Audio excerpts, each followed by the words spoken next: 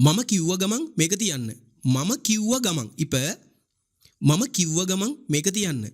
மம என்று சொன்னால் நான், கிவ்வ கமங். இப்போ இந்த இடத்துல கிவ்வ கமன் எங்க இருந்து வந்துச்சுன்னு சொன்னால் கியனவான்னு சொன்னா சொல்றதுக்கு நாங்க சொல்றது சொல்லி முடிச்சாச்சு என்று சொன்னால் கிவ்வா என்று சொல்லுவோம். அந்த கிவ்வாவுடைய இறந்த கால வினைச்சொல்லில் இருந்துதான் என்ன வந்திருக்குது கிவ்வ என்று வந்திருக்குது. கிவ்வ கமங் சொன்னவுடன், மம கிவ்வ கமங் நான் சொன்னவுடன் மேகத்தி அண்ணன் இதை வையுங்க.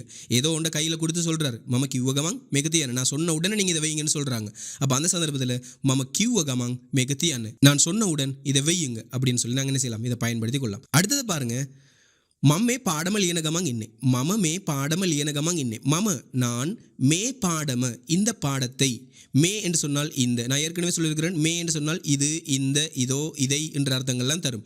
மே பாடம இந்த பாடத்தை. மம மே பாடம நான் இந்த பாடத்தை.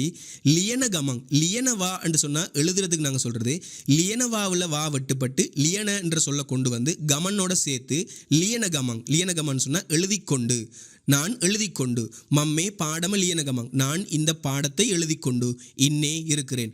மம்மே பாடம லியனகமங் இன்னே நான் இந்த பாடத்தை எழுதி கொண்டிருக்கிறேன்.